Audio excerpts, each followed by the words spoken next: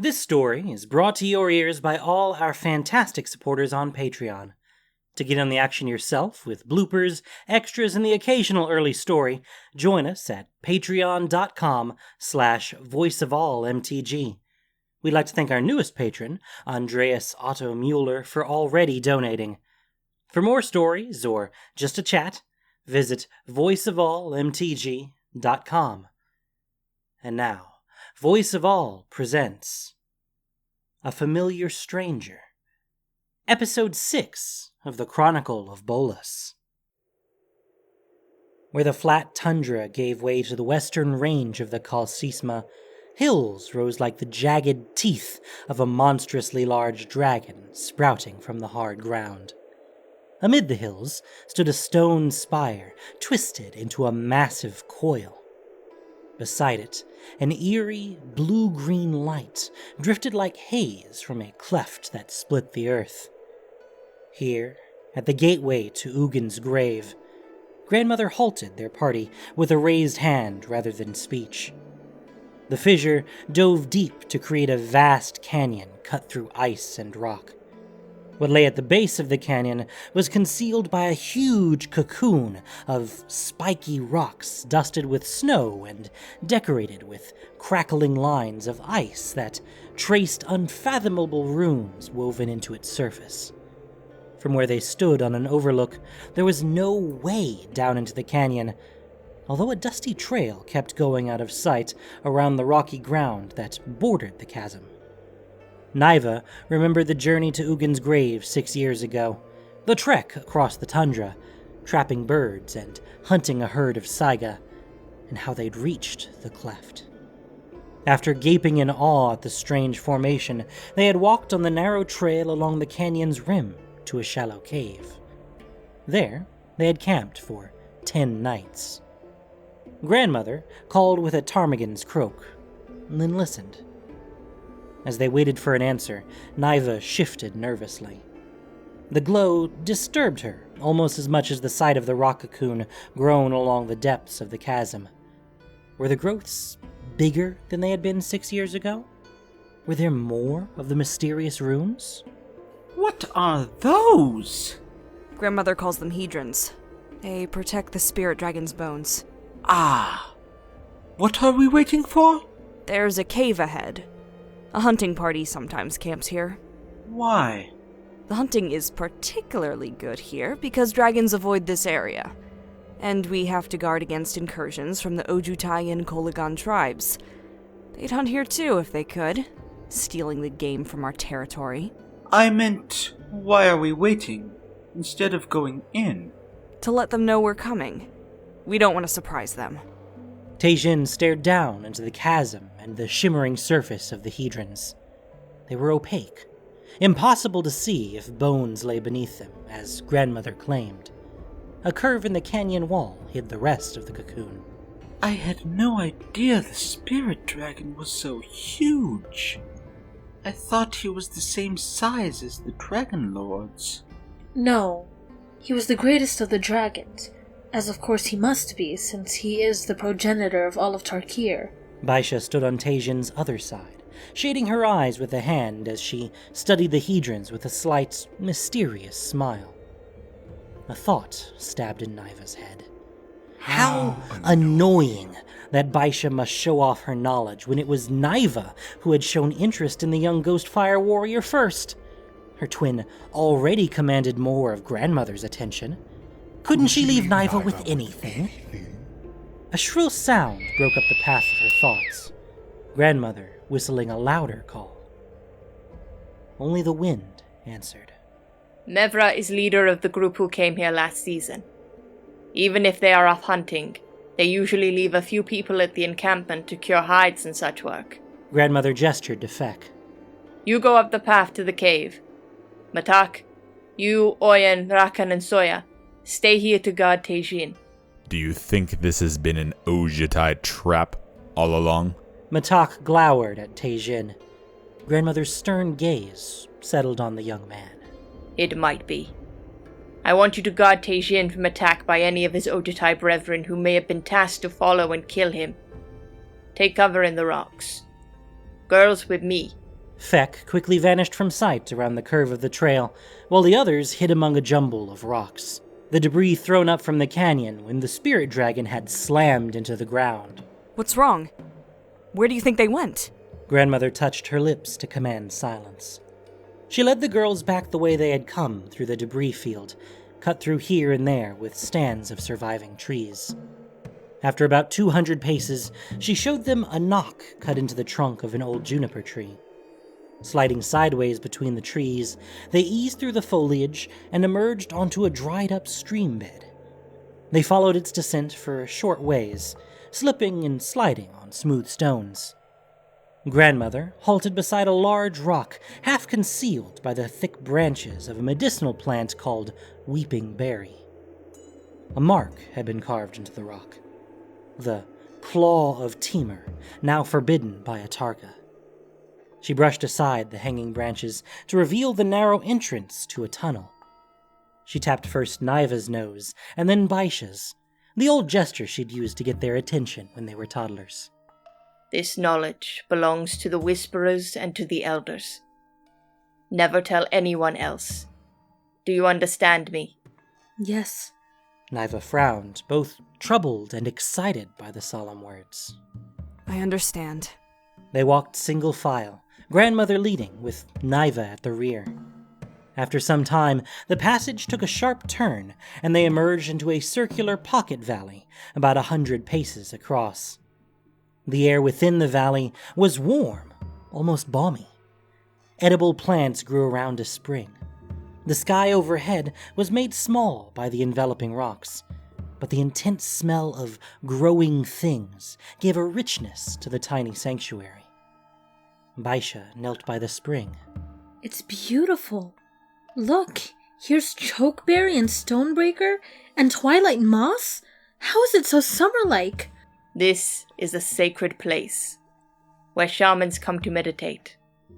Now it is more than that. A sanctuary hidden from the dragons. How can it be hidden from dragons? Naiva pointed curiously to the sky. A magic woven into the rocks conceals it from above. But the magic can only span a short distance, and must be renewed every year. Why did you bring us here, Grandmother? We could have stayed with the others while Feck scouted. Grandmother turned a slow circle, studying the valley as if to make sure everything was as she'd left it. If things go badly, if my worst fears are realized, you may need to shelter here. What fears? Pick up a rock. 4 tidy mounds of polished agate marked the 4 directions. The stones radiated a heat that warmed the air. When Naiva picked one up, she discovered the gleam she'd taken for polishing was a glow of warmth. Baisha gasped, eyes widening with delight and amazement, and she too picked up a stone, pressed it to a cheek, and then smiled as she cupped it in her palms. Grandmother touched 2 fingers to her lips for silence before gesturing toward a tunnel opening on the far side of the valley. They followed her quietly, their footfalls soft scuffs on the rocky ground as they moved as if into the bones of the earth. The rock enclosed them, protected them. The gleam from the stones lit their path. On the walls of the tunnel were painted the outlines of bison and saiga, of bears and wolves, of antlered deer and elk. Hunting parties surrounded young dragons, pinning them with nets as they turned their spears upon vulnerable bellies and eyes. Amid the graceful paintings were carved the Claw of Temur, as well as other sigils, spirals and flames, spiderwebs and icy mountain peaks riven by crevices that Naiva had never seen before. Under other circumstances, someone like her would never have seen this secret place. But she was twin to a shaman, and Grandmother never did anything for no reason. At length, the tunnel expanded into a long cavern, its walls so high the stonelight could not penetrate the upper darkness. Shapes greeted them, like kinfolk silently awaiting their return. As they approached, the rounded shadows resolved into large headpieces resting on stone pillars. The oversized leather hoods were strung with carved bone, antlers, tusks, and amulets hammered out of bronze. Baisha stopped so abruptly that Naiva bumped into her. What are these, grandmother? They are the garb of a whisperer, as you are meant to be. We have hidden them here to save them from Ataka. The day you can no longer conceal yourself from Ataka is the day you will join the Hidden Ones, my child. We will have to hide you from her. In a rock tomb? Like our mother? Hush. Not so loud, my brave hunter. You would have learned this in time, but now there is no time. Listen carefully, Naiva, for you have a part in this as well. You have the skill to be a great hunter, to support our people. But you have in you the chance to do something even more important than that. What can be more important than feeding the clan and keeping Atarka fed so she doesn't kill us? What is more important? To keep alive the knowledge of our true selves. Grandmother moved past them. Shelves had been carved directly into the stone. Here, set out in neat lines, rested a collection of horns, tusks, and antlers. The stone light revealed carvings on their surface, their fine, elaborate lines clearly the work of master carvers. The light also revealed the way Grandmother's expression softened in a rare display of satisfaction. Few things in the harsh life they lived could ease her guardedness. But when she picked up one of the antlers and tipped it within the aura of light to consider the carving, she actually smiled. These carvings tell the story of the past. As long as our ancestors live on through our memories of them, then there is hope that we can one day reclaim who we are, rather than serve only the hunger of Ataka and her children. Are there stories of battle and dragon killing? Yes, and much more than that. It's past time for you girls to become guardians of this knowledge, so you can pass it on after I am gone. Naiva took the antler from Grandmother and examined the carving incised into the bone. No dragon killing, but dragons killing humans. All at once, she realized it was the story of how the Khans fell, a tale Grandmother often told Hearthside at night, both as warning and as reminder. Baisha hadn't even come over to look at the scrimshaw. She had drifted back to the headpieces, reaching out toward the closest one before trepidatiously withdrawing her hand. After taking in an unsteady breath for resolve, she reached again and, this time, cautiously brushed her fingers along the tokens of power. Her face settled into a look of awe. I hear you. Of course the objects were whispering secrets to her. This tradition belonged to those granted the shaman's gifts.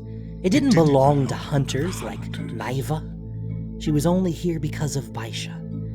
It was so unfair. Grandmother took the antler and set it back among the others. Thek will have reached the camp by now. Come with me. Make no noise. Bring no light. They placed the stones on the ground and followed her into a wide tunnel, the only other outlet. The ceiling sloped down until they had to crawl. Feck's rumbling voice whispered around them, although his words were inaudible. After a pause, as if he was listening, he spoke again in apparent reply. Why was Grandmother spying instead of greeting her kinfolk in the normal manner? The passageway ended in a long, horizontal cleft, too narrow to squeeze through, that overlooked the large, shallow cave. The stone hearth was covered in a fine, white ash. The packs and weapons of clan hunters lay scattered on the ground behind a stone wall high enough to keep out wandering beasts. But the hunters were gone. Feck stood at the entrance with the light behind him. He was looking towards someone at the back of the cave, their face and form obscured by shadows. Grandmother hissed softly between her teeth. A low-pitched voice spoke out of the shadows in a tone both sweet and melancholy. An illness ate away their lives and brought them death. I am all that is left. Who are you, kinswoman? Come out so I can see your face. I dare not greet you, brother, for fear of spreading the sickness that took the others. You are ill? I am not, but maybe the illness hides in me. Death can hide in many guises, and strike when it is least expected, can it not? Feck hid a hand behind his back and gave the sign for caution, which meant he knew about the hidden cleft and presumed that grandmother was already there, watching. How long ago did they die? I lost track of the days. Dreams trouble my nights. Do you know of any dreams? I do not dream. He held his hands out to show himself unarmed. As I said before, I am called Feck, of the line of Abbott, now fostered son to Yasova First Mother. Again I ask, may I know you and your family, little sister? Silence filled the air like heat radiating off of a fire. The shape took a step out of the darkness of the back of the cave, resolving into an exceedingly pregnant woman holding an axe. A fur hat was tugged down over her hair. It was hard to distinguish her features due to the way the shadows dappled her face. Yasova First Mother. This name I know, but I do not know you, Feck of the line of Abek. Bring me Yasova, and I will speak to her and tell her of what happened here. She will know about the dreams. Is there anything you need, little sister? Anything you need until I return? I have what I need. She rested a hand on the spread of her belly, as if in reminder that every childbirth was a child set upon the path of the clan, a link between the past and the unwritten that has not yet come to pass. Is this your first? My first? Your first child. You look very near to your time, and there is no midwife or healer here. Yes, all is well. The time is near. Where is Yasova? He tapped his chest with an open hand, as if in acknowledgement of her words, but it was really a signal to grandmother that they would meet back with the others. I will see what I can do, little sister, although it may take some time. Be in peace until I return. She said nothing, just waited. He retreated without ever turning his back on her, and finally vanished into the daylight. Only then did she return to the shadows. A darkness curled around her, hiding all but a gleam of eyes. Without speaking, Niva crept backward with grandmother and Baisha until they reached the cavern where the headpieces rested like presences waiting to be released from confinement. Grandmother handed each girl a stone. Her expression was grave. You are most precious to me, my girls. The shock of her saying this out loud robbed Niva of breath. For an instant, she thought all the air had been sucked out of the chamber and she would suffocate. Always attuned to her twin's emotions, Baisha grabbed her hand and squeezed it. We are come to a time of great danger. Those of us who remember what once was are passing into the ice of the ancestors, while those of us who will be born will never know who we once were, except through stories they are told by people who never witnessed what they tell of. You are all that remains of my daughter, whom I loved. But you are also my offering to the unwritten now. You and the carvings we make to tell our story, so others may know of us in distant days to come. What's wrong? Do you think the woman's sickness will infect us? Did you not recognize her? No? It was hard to see her face, but I thought she looked like Mevra. Yes, the body resembles Mevra, but I believe the speaker is not what she seems. Are you saying someone has stolen Mevra's shape? How can anyone do that? My healing magic is powerful. There are other forms of powerful magic in the world. Like Baisha's moving stone in ice. That's right. Maybe magic can mold a person into a different form. Maybe it merely makes us believe through illusion that we see something that isn't there. I don't know. But Feck's sense of smell is excellent, and by his sign, he also suspects it is not her. I cannot be sure until I approach more closely and question this person myself. I'm leaving you two here while I do that. I'm not afraid. Grandmother grasped a hand of each girl, holding tightly. Of course you aren't. But until I figure out why Ugin has sent visions to us now, or if they are even Ugin's visions, you two must stay here. Who else's visions could they be? An interloper who has already infected us by bringing about the reign of the Dragon Lords. If anything happens to me and the others, wait a month. A month? Do as I say. After a month, return to Iogor, and tell Jarek he is now first father of the tribe. Without further explanation, she left them. What interloper? How could one interloper have brought about the reign of the Dragon Lords? Aren't dragons always fated to rule us? Niva stared into the darkness left by grandmother's departure. A rope is not a single strand, but many strands woven together. The future is like that rope. The strand we are on now is not the only strand that could have been. There was a different path, one that wasn't taken. You sound like a whisperer now. I am a whisperer. Don't you remember the tale, Nye? There was another great dragon in the storm that day. The one who killed Ugin. He came from nowhere and vanished to nowhere. Does grandmother think he's returned? Niva hugged her arms around herself. It suddenly seemed so cold. She can't face a dragon alone. We should go back to the Overlook and see. No. Baisha's usually mild, hesitant tone hardened, making her sound like another person. Not the shy, dreamy twin Niva knew so well in some ways, and yet whose mind was so different from her own that it often baffled her. We can't go back there, Nye. I know where we have to go. She tugged Niva into the darkest corner of the cavern. The stone light revealed a cleft so narrow that Baisha had already taken off her pack and set it down in order to squeeze through. What are you doing, Bai? Grandmother told us to stay here. Ugin is calling me. I didn't hear it before. Maybe we were too far away and it can only reach me through the magic woven into the headpiece. Ugin is dead. Dead things are dead. No, death is more complicated than that. Look, if you won't come, I'm going alone. She'd said the same words when she set out to climb eternal ice. A part of Niva wanted to balk, to turn away. But just as on the day Baisha had set out up the sacred mountain, Niva knew her twin had her mind set on a path and would not turn back. Since it was her duty to protect Baisha, she set down her pack and, still holding the stone, turned sideways and followed her into the cleft. She scraped her nose on rock as she sidestepped along. The back of her head bumped against the other wall.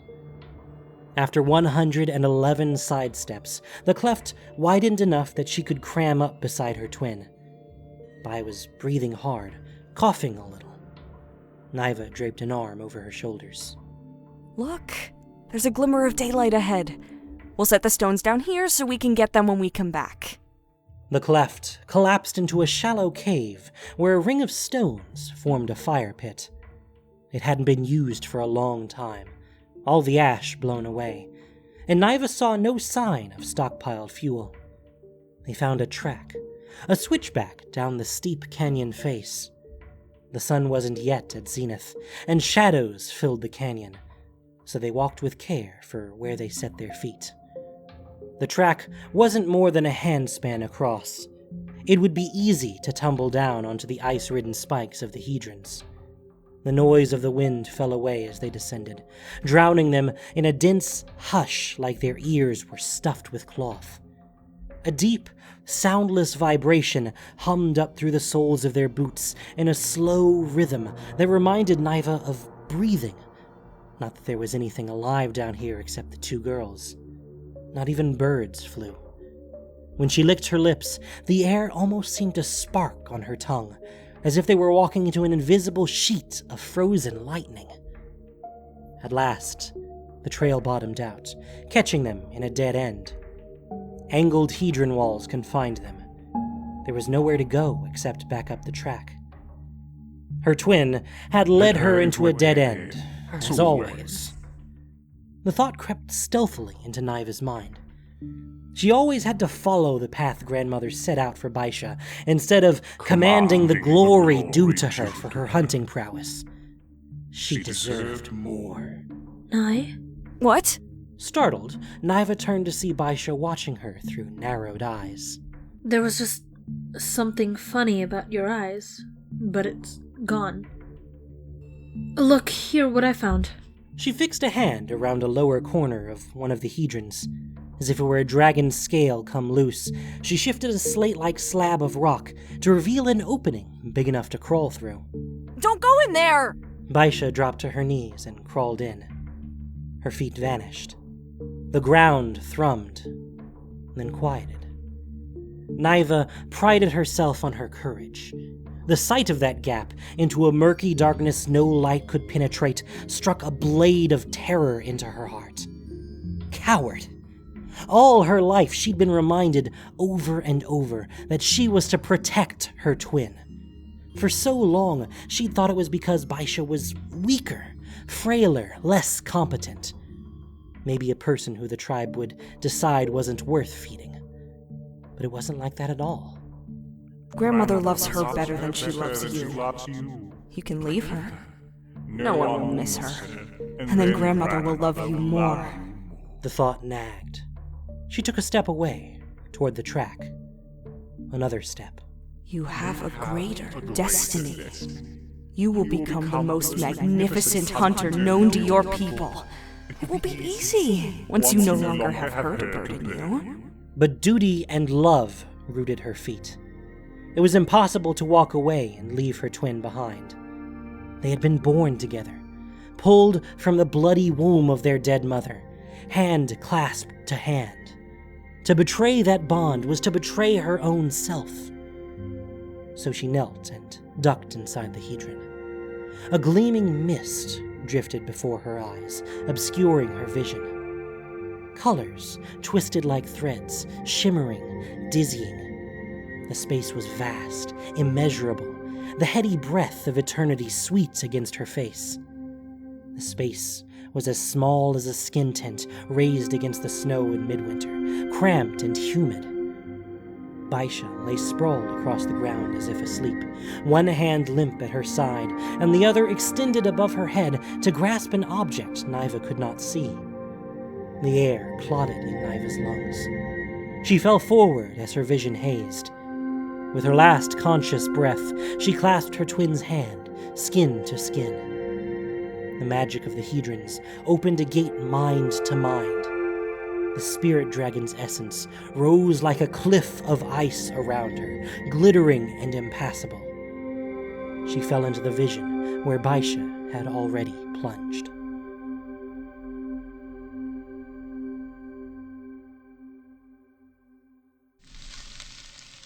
The landscape is a silvery sheet of water, as flat and reflective as a mirror, extending to the horizon on all sides. Here and there, rocky islands like spires rise from the endless sea, each creating a perfect resting place on which to meditate. No wind stirs the air, yet glimmering, translucent globes float like bubbles caught in a breeze that touches nothing else. One of these globes drifts close, and closer yet, to the dreaming shadow of the girl asleep atop the waters. When its frail surface touches the edge of her misty form, it pops. The thin sphere of liquid spills memory into the shadow of her mind. A dragon hovers over the still waters, staring into its reflection, a mirror which looks back on itself. The reflection is so complete in every detail that it might be the original dragon looking into a mirroring sea, and the dragon floating aloft might be its reflection, complete in every detail. What is this place? Hearing his own voice, the dragon lashes his tail in surprise. But the lashing tail stirs no wind. The waters do not ripple. Only the reflection moves as the dragon answers itself. This must be one of the plains of which Tae speaks. I have walked between worlds. The realization sparks a billow of shimmering, lightless flame that seems to enfold the dragon, and just like that, it vanishes. The water waits motionless, calm, and yet expectant, almost aware. Another globe spins up to the shadow of the sleeping girl and pops. The dragon falls in confusion, opening its wings at the last moment to settle atop a jagged peak. But this is not its smooth-sloped birth mountain, presiding over a magnificent, rich landscape. This is a wild, stormy, rugged world, only half-born, called Tarkir. Ferocious winds greet the dragon in savage gusts. The mountains sing, spilling arias of fiery lava, and the rivers gush in a rushing chatter of delight. The hearts of the dragon feel touched as by home. This wilderness can be tended, not to create the garden of his desires, but to become itself, to fulfill the promise of its nascent soul. So, he burrows into the soil and digs out the creatures of earth. He swims in the churning rivers and restless seas and heavy mires, and each foamy ripple boils a myriad of creatures into the waters.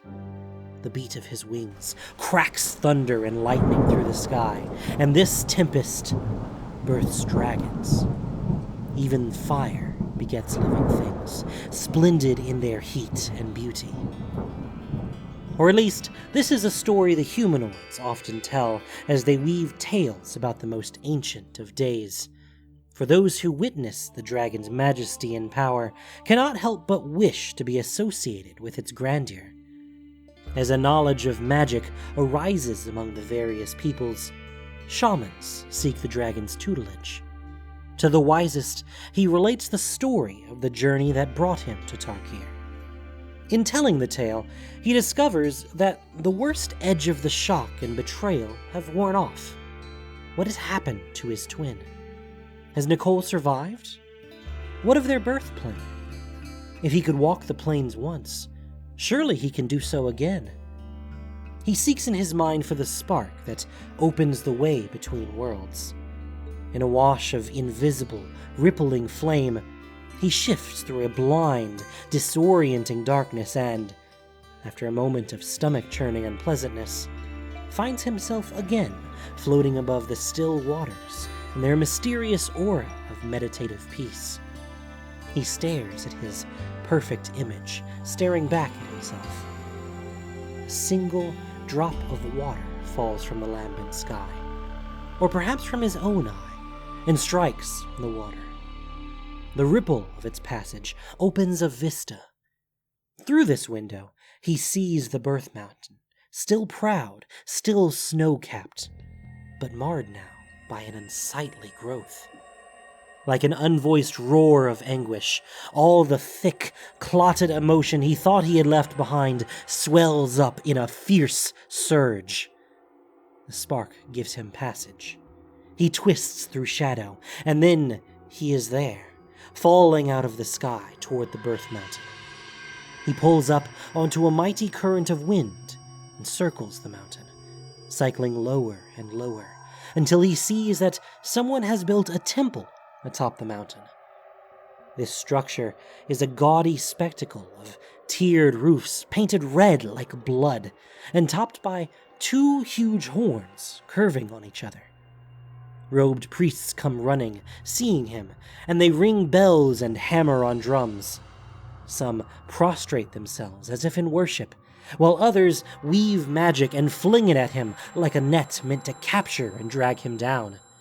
He evades these crude displays of magic and flies down the mountain, seeking anything familiar. The clearing where Marevia Sal was killed, where the old chief built his temple, is now the central square of a grand city that sprawls down the skirts of the mountain to reach all the way to where the old settlement once stood. So many humanoids tread the city's streets that he cannot count them. Their voices rush like the chatter of boundless rivers, but beneath the bustle and liveliness dwells a tainted stillness. A festering darkness paves the alleyways and tenements and insinuates itself into every transaction.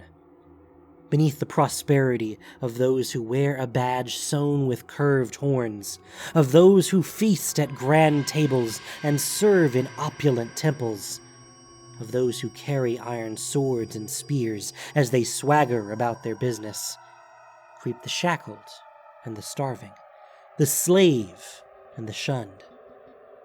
This place looks little different at root than the old blood-soaked settlement of the dragon-killing chief, just grown and metastasized. Who rules here now?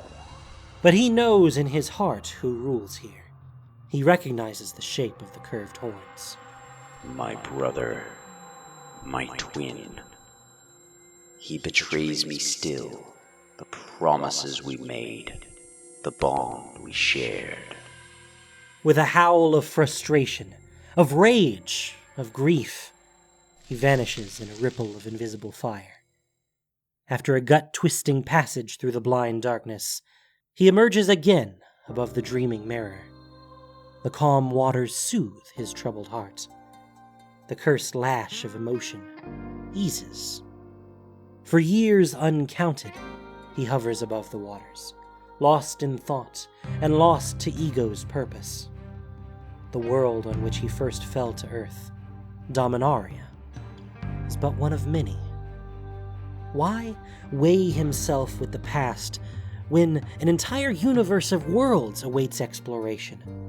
He is not confined to the Birth Mountain nor even to Tarkir, his soul's home. The universe is greater than he is, and that is as it should be. A new peace settles into his heart. With elation, with joy, with purpose, with tranquility, he launches himself in a ripple of invisible flame. The dragon vanishes. The water waits motionless, calm, and yet expectant, almost aware. Another globe spins up to the shadow of the sleeping girl and pops. He walks the plains, wonders and dangers unfolding as he crosses from plane to plane. Tumultuous Zendikar, moon-haunted Innistrad, sun-drenched Lorwyn, sturdy Alara with its mana in perfect balance, Chandalar's verdant flow of magic, and so many more. Some vast and saturated with mana, and some attenuated shards, leached of life and magic both. Did even Tejukai suspect how manifold the universe is? The grandeur of the multiverse awes him, its magnitude humbles him. Yet again and again, his thoughts circle back to his twin. He has avoided Dominaria all this time, feeling trapped and diminished in the confines of his past. Maybe he is too quick to be suspicious of Nicole, who, after all, was a very young dragon and prone, as youth is, to impulsive mistakes. Maybe he misinterpreted the curved horns and what they meant. He suffers from pride too, like his twin, unable to let go of a past injury. He might have seen what he wanted to see, rather than explored more fully to find out the truth. Surely, truth is more important than pride, more satisfying than power. He will find Nicole, and it will all go back to what it once was between them. He's sure of it. By now, he has mastered planeswalking. In the blink of an eye, and with a ripple of invisible flame, he is gone. The water waits motionless, calm, and yet expectant, almost aware. Another globe spins up to the shadow of the sleeping girl, and pops. Banners rippling in the wind, armies march across the plains of Jamura. In their wake spreads the wreckage of a great war. Broken bodies, ruined cities, and lands poisoned by battles waged through merciless sorcery and the shattering might of dragons. Here and there, flags marked with the crown of Arcades' Sabbath lie crushed in the dirt and mud, where cohorts have fallen to a pursuing army. Standards bearing the curved horns advance until the proud survivors of the fleeing army gather and brace for one final engagement. The last great clash opens with the howls of soldiers driven to madness by generations of war. Claps of sorcerous thunder burst the hearts of the enemy. Ugin stares in horror as lesser dragons, unknown to him, fight and fall in the first charge. Arcades' Sabbath commands with brilliance, flying this way and that to fend off a flanking maneuver here and an assault of sorcery there. But always, Nicol is there to counter him, ceaselessly patrolling the lines of battle as companies of soldiers and sorcerers vie for the honor of fighting in the front line where he can see them. Both are so intent on the battle that they don't notice him high above in the sky. In a flash of anger and of shame at himself for staying away for so long, the dragon furls his wings and dives. On his travels, he has learned sorcery to shield himself against spears of iron and nets of deadly magic. So he hurls himself between the two armies and spreads his wings in a shimmer of invisible flame to hang there between them like an apparition. The shocked troops pull back. Even his warring siblings are astonished enough by his unexpected appearance to break off the fight. Now that he has their attention, the dragon roars. Nicol, Arcades, you must put a stop to this. It's wrong. I fight only to protect my people! Arcades answers in a furious bellow. But he is canny, and notices at once that Nicol's attention has fallen away from him and his army, and onto the interloper. As the dragon hovers between them, Arcades whips the remnant of his ragged army into a full-scale retreat. The line of the other army awaits its orders. Nicol gazes in shock upon the revenant that confronts him. What sorcery is this? Ugin is dead. No sorcery. Don't you know me, Nicol? This is some cursed magic wielded by Arcades. He surges forward, and with a blast of fire attempts to obliterate the mirage. But Ugin's magic is powerful, knit from all of magic's spectrum. Nicol's rage streams harmlessly off to dissipate in the air. The terrified army holds its ground, even those struck by burning sparks who writhe in torment as they fall. Nicol, stop. It's truly me. You're dead. I saw you annihilated by a vile burst of human sorcery. It was their revenge for my victory, destroying what I love most. But I avenged you. I set out to make the world worthy of your vision of peace and harmony. Is this what you call peace and harmony? It will be. Come, see what I have accomplished. Come, Ugin. His words are so heartfelt. Yet he abandons his soldiers, leaving them to pick up their dead and wounded. Scouts from Arcades' retreating army ride to report on this abrupt change of circumstances, how the victor has relinquished his advantage on the field. But Ugin cannot stay to see what Arcades means to do, much less spare an hour or a day to talk to his older brother, to ask what has happened in the years or centuries since he left. He came to find Nicol, so he follows his twin. They fly across the plains and mountains of Jamora, and thence across the ocean, passing over other islands and continents. Dominaria is beautiful, wrought with cascading waterfalls and splendid mountain ranges, lush pastures and flourishing forests that breathe life into the air, colorful reefs and sparkling sand-strewn islands. But amid the striking landscape nestles the residue of war, blighted fields, scorched villages, scattered bones. Even the land has been warped by dire magic, wielded without thought for its consequences. Rivers blocked until the waters flood hapless settlements. Canyons gouged through peaceful plains. avalanches burying quiet valleys. Nicole surveys the landscape with a satisfied smile, seeming not to notice any of this horrifying destruction. Did you ever suspect the world is so vast a place, Ugin? I have traveled everywhere. No place too small or too grand that I have not set claw upon it. Half of it I now rule, as I have risen from least to greatest. All of Dominaria will soon kneel before me. No one dares call me least now. And you are returned to share this triumph with me. At last, they reach the continent of their birth, in the Birth Mountain. The crater's peak is bare, except for a pair of curved horns crafted from marble, making it seem the mountain itself has horns.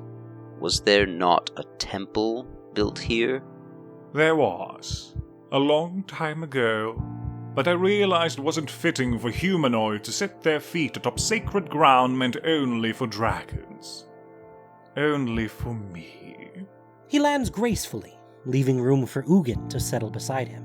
For you as well. I missed you so much, Ugin. My anguish crushed me. I thought of you every day, wondering what had become of you, and how you were faring. So tell me, how do you like my domain? Ugin is silent for so long that at length Nicol, lost in contemplation of his magnificence, realizes he has not answered. Share your thoughts with me, brother. Is it not remarkable what I have achieved?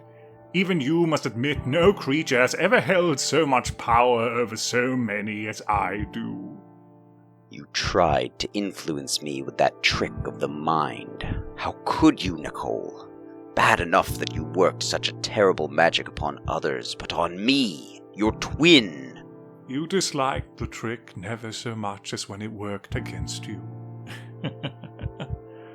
I was young and testing my power, but now I have no need of such insecurities. I am emperor of all, or will be soon. All? You think this is all? Why do you laugh? Power is nothing to mock. This is but one shard of myriad shards. Not insignificant to those who live and die here, of course, but compared to the multiverse that lies beyond, it is like claiming this mountain as the entire world, when it is but a tiny fragment of the whole. What are you talking about? I'm talking about what Tae Jin taught me. That old human is long vanquished by death, and her prattling wisdom nothing more than dust, while you and I are still here. If that is what you think, then you do not understand death or wisdom. I thought there was more to you than this, Nicole. Do you really believe this petty warmongering and conquest means anything to the vast reaches of the universe? Sparks puff from Nicol's nostrils. A sulphurous wisp of smoke hisses from his mouth. But for a long, long while, he remains silent. The wind skirls atop the mountain. Snow starts to fall. The flakes that land on the dragon's scaly hides vaporize instantly. Water drips onto the rock, puddling and then freezing. Far below, snow drapes the surrounding landscape in winter's mantle. Ugin does not remember it ever growing so cold here, but the balmy climate has clearly changed. Even the once great city has seemingly dissolved, overtaken by forest that has wrapped itself around crumbling towers and uprooted noble avenues. In the distance, a ring of fortresses protect all approaches to the base of the mountain. Beyond these outposts lie temples capped with horns, and beyond the temples lie towns too far away to be seen except by dragon eyes. But every fortress and temple and town faces inward toward the mountain, as if all that matters to Nicole anymore is that every face is turned toward him to praise him. Have you returned only to insult me? I thought we were twins, not rivals. Of course we are twins, not rivals. Our bond, our brotherhood, is the only reason I returned to find you. If I hadn't come back, I would be discovering all the wonders that lie beyond this small world. Nicole's eyes narrow with a look of alarming inquisitiveness. Where have you been? If it wasn't a sorcerer's spell that caused you to vanish right before my eyes in a ripple of magic, then what happened to you? I am a planeswalker now. Nicole stares at him, eyes gleaming. I am not even sure there is another like me. I have found no trace of any other creature who can walk between worlds. Nicole blinks, but says nothing. I don't know why or how it happened. Only that I was on Dominaria, facing you, and then, suddenly, I was flung beyond this plane. It shocked me at the time. I was bewildered and confused. But I have since discovered there are many planes, many worlds. They are linked by a shadowy space, a web of darkness to which everything attaches. By moving in and out through the web, I can pass from one world to another. Such wonders I have seen, 100 worlds I have visited. To rule Dominaria is all very well for a small-minded despot like that old chief who killed our injured sister and believed it made him divine and invincible. But he and his squalid heirs were nothing more than negligible tyrants compared to the eternity and infinity of... Are you comparing me to those pathetic, weak, short-lived humans who I destroy with the most superficial flicker of my mind? When I look at what you have wrought with these pointless wars against our dragon brethren, hear you boast of it as a puny child might brag of killing a fly by saying they have killed a mighty dragon? Yes, I do compare you to such pathetic creatures, for at least they do not know better. You should know better. How long have you known how to do this? Since that day, the day you tried to manipulate my thoughts. That day happened 4,000 or 5,000 years ago, as humanoids measure time, and you never thought to return until now? Never said to yourself, I must share this momentous revelation of planeswalking with my brother, my twin? How could I trust you? You tried to manipulate me. Show me how to walk the plains. Take me with you. You focus your will upon the spark inside you and... He breaks off. It was a spark born inside him that gave him the capacity to planeswalk. Without the spark, the paths between worlds are simply a closed door. You can't tell me, can you? It's a lie, isn't it? You've been hiding all this time in a coward's sanctuary. Now, when I have almost conquered the world, the only world there is, you return like a hungry rat, hoping to steal my glory and claim it for yourself. You don't believe me. Of course I don't believe you. You're a liar. You have always been a coward and a liar. This is the greatest lie of all, born deep in your frightened, envious heart, that I have accomplished all the things you've never had the courage or the strength of will to bring about. It was always about me, wasn't it, Ugin? You can only see yourself in everything that happens. What happened to you? Nothing happened to me. I am as I have always been. Yes. Maybe that's true. Maybe all along it is I who have been lying to myself, thinking you were better. The lie is that you have all along believed you were better than me. You're the manipulator, Ugin, not me. I have only ever done what I needed to help us survive. I have only ever kept faith with you and with our murdered sister. What have you done except cravenly hide away, abandoning me? You only came crawling back when I had done all the hard work of making the world safe for us. You were right. I should never have come back. So be it. Enjoy your ascendancy over Dominaria. It's all you'll ever know, while untold worlds lie forever beyond your reach. Enraged, furious, heartbroken, Ugin vanishes in a ripple of invisible fire.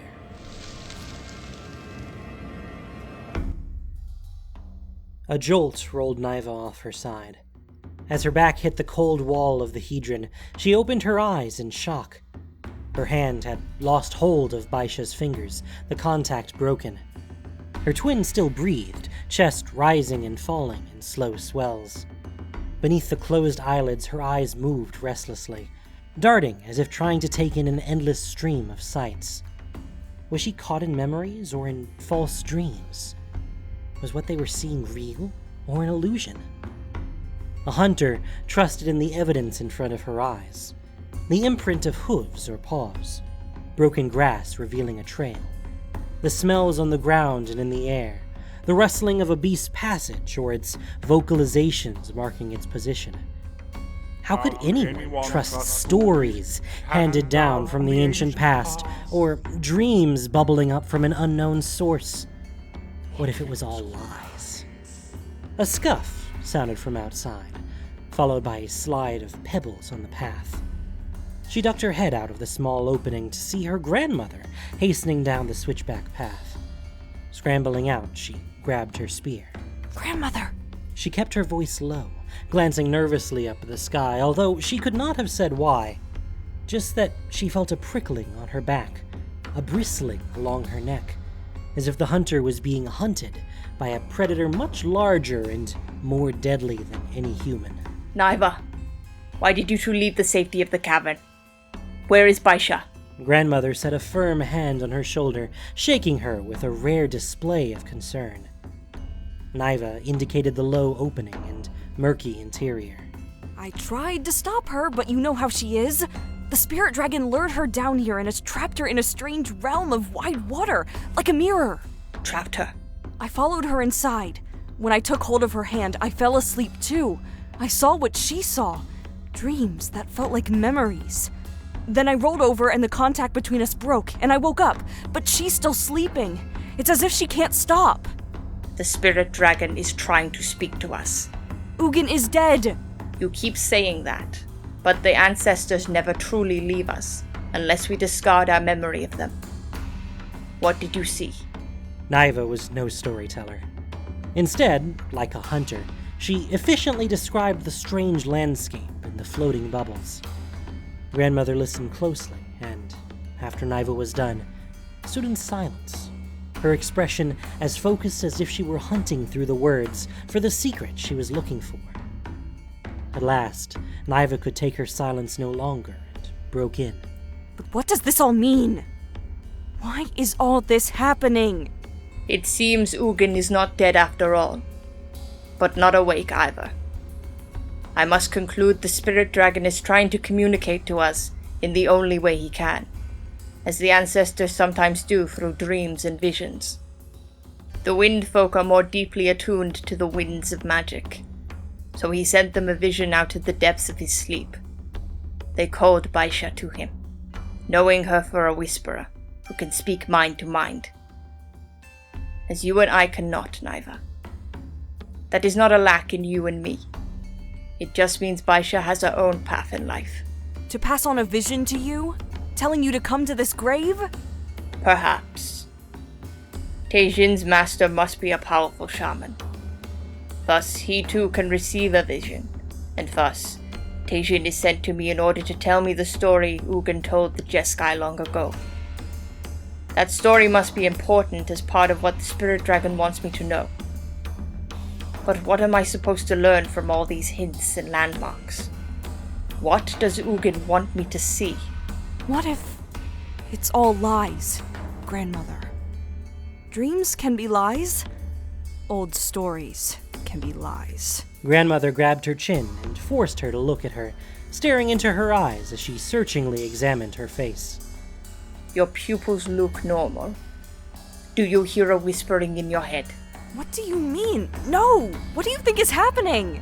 Mevra and the others are almost certainly dead. What has taken Mevra's form I do not know. But if it is what I suspect is true, then we are in terrible danger. The flat way grandmother spoke sent a shiver of fear through Naiva's flesh. A worm of cold that nipped at her heart and made her feel faint. What danger? Where are the others? Hiding in the sacred cave. You must go up to join them. What are you going to do? I'm not sure. Those 3 words were the most frightening thing Naiva had heard in all her life, because grandmother always knew what to do. What warning the spirit dragon is trying to give us may have come too late. But I must see if I can communicate with Ugin myself and find out what he wants. If what you say is true, maybe I can reach his dreams for Baisha. A crack of noise brought her head up. Both of them stared at the canyon's rim high above, and rising beyond it, the glossy blue glamour of the cloudless sky. The sun stood at zenith. Nothing moved, not even a bird or an insect. My sweet child. Grandmother kissed her on either cheek. Go quickly. Go quietly. Do you understand me? Let nothing distract you. She crawled through the tiny opening, disappearing into the hedron structure. A tremble shivered the ground beneath Naiva's feet, like the tremor from a distant earthquake or the shudder of a creature rolling over deep underground. Grandmother? No answer came. A rush of fear spilled adrenaline through her muscles until she shook. Biting her lip, she breathed down the wave of terror. But she couldn't help thinking of the 2 people she loved most in the world, lying asleep and unaware, utterly helpless. She set the broken piece of crystal back across the opening to conceal it, but without fixing it in place, so it would be easy to dislodge from the inside. After taking 10 steps up the path, she looked back. From this distance, the hedron surface looked so smooth and unbroken, she was abruptly afraid she had accidentally trapped them, that they would struggle to break free only to find themselves in a prison of her making. What if they died of thirst alongside the spirit dragon's bones? She would just go back and check one more time. Movement flashed in the periphery of her vision. She whirled, pointing her spear toward the path. A woman emerged from behind a ridge of rock, negotiating the last switchback before the path took a straight line down to the base of the canyon. She was hugely pregnant, but remarkably light on her feet, strong and graceful, not lumbering at all. Naiva knew her at once. Mevra's face was a familiar sight at the yearly gathering at Ayagor, where the various hunting parties and family groups were required to present themselves to Atarka. She was related to grandmother through grandmothers who were sisters, and for her own part was also a hunt leader, intelligent and level-headed, one of the few people grandmother genuinely respected. Mevra's face smiled, seeing Naiva. It was such a friendly, pleasant smile, so reassuring. Greetings, little sister. I've come so far to find you and your family, and to discover some family of my own. Who are you? Fear snapped in her voice and surged through her flesh, although she could not have said why. Don't we know each other? What is your name and family? Naiva's mouth opened before she meant to speak. The words just flowed out. I am Naiva, daughter of Kiarka, daughter of Yasova. Yasova! Why, it is Yasova I seek. Is she not here? Did I not see her descending toward this place? There is nothing here, as you see. Naiva concentrated on moving her right foot. Anything to get away, but the foot would not shift. A sick terror clawed up through her gut, and she breathed it down until she could speak comprehensible words. Nothing but these hedrons, covering the bones of a dragon who died a long time ago. Not so long ago. A moment. A breath. My whole life ago. Ah, you are very young. A mere fledgling. Who are you? Don't you know me? By now, Naiva's breath was coming in gasps, as if she'd been running and could not stop. And yet she had not moved at all.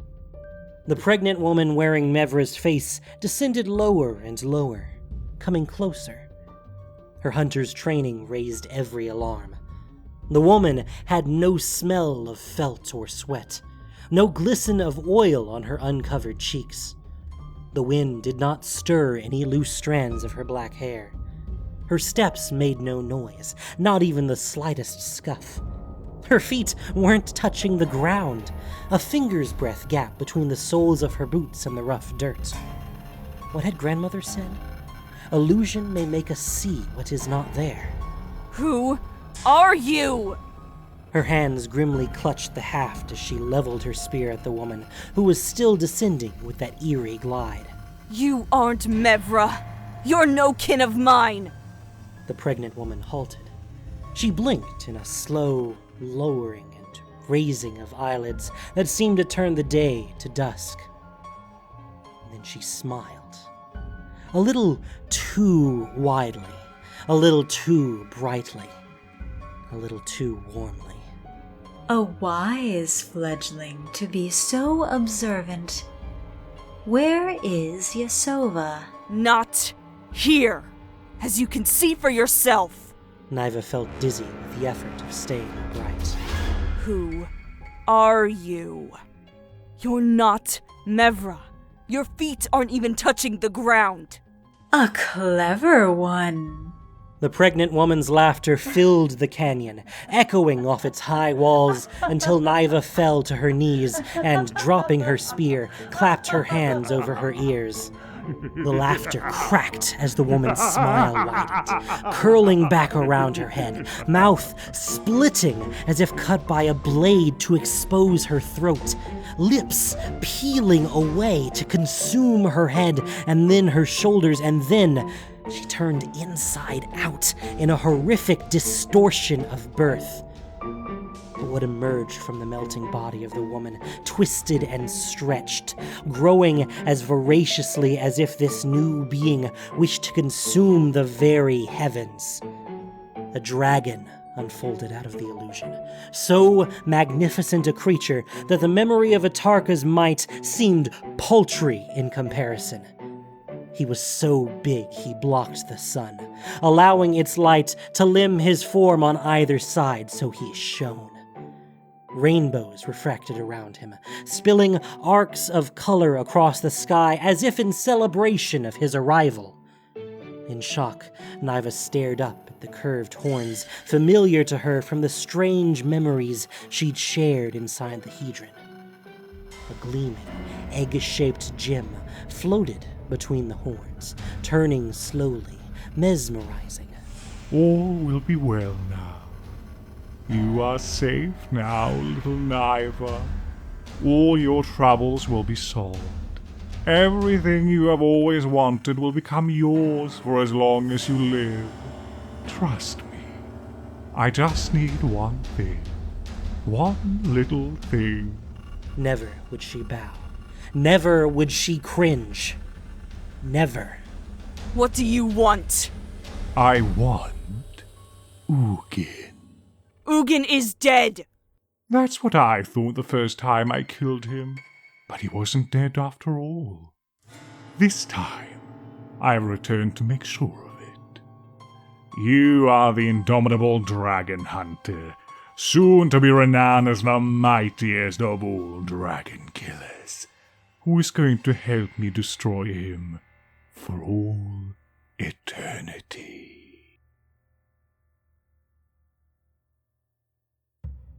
Thank you for listening to this production of Voice of All. As listener-supported entertainment, we rely on you not just for the voices of the characters, but also to keep us going and growing. If you enjoyed what you heard, please support us by rating and reviewing us on iTunes, or following us on SoundCloud, Stitcher, and Google Play, or just plain sharing with your friends. You can also support us financially on Patreon for exclusive perks. A Familiar Stranger was written by Kate Elliott. The podcast was produced and edited by Gendo Okeshi, with sound editing by Grace Noir and Liz Jones.